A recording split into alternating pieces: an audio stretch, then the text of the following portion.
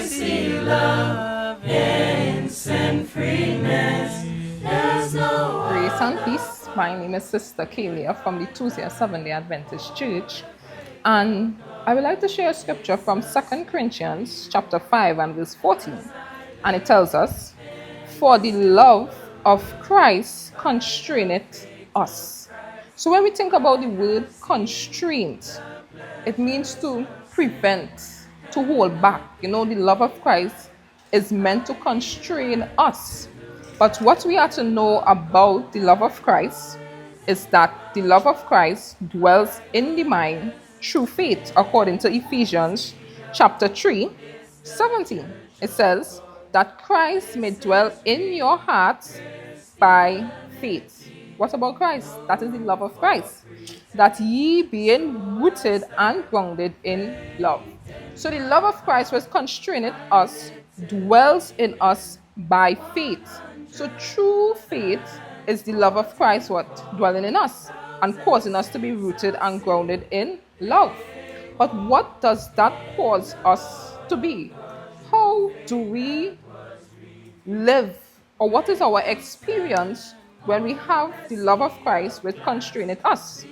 According to Romans chapter 13 and verse 10, it says, "Love worketh no ill to his neighbor, therefore love is the fulfilling of the law."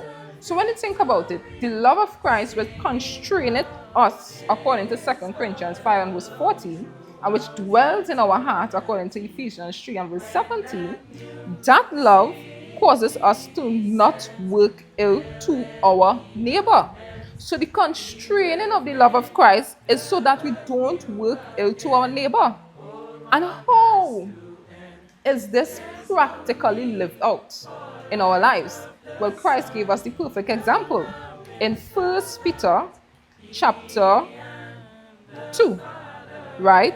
It says here in verse 21, 1 Peter chapter 2 verse 21, it says, "For even hereunto were ye called, because Christ also suffered for us, leaving us an example that ye should follow his steps, who did no sin."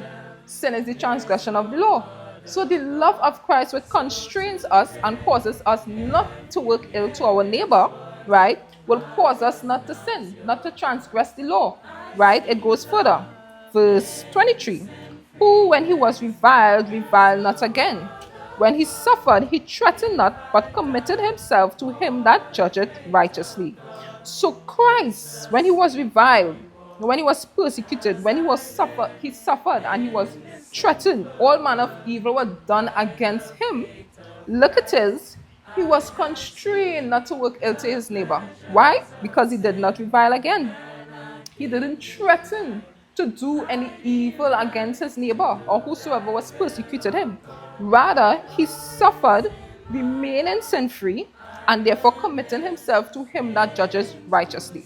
So when we have the love of Christ in us, we are constrained not to sin. We are constrained not to work ill to our neighbors. So our behavior or our reaction to things, especially when it is unfavorable to us, it is evil, it's all manner of maliciousness, whatsoever is done towards us, our response, when we have the love of Christ in our hearts through faith, will cause us to respond with love. And that love is in keeping with the law. It is in not doing ill to our neighbor, but being like Christ, not sinning, not threatening, not reviling, but rather committing ourselves to him that judges righteously. And that is very God himself, who is love in his divine nature.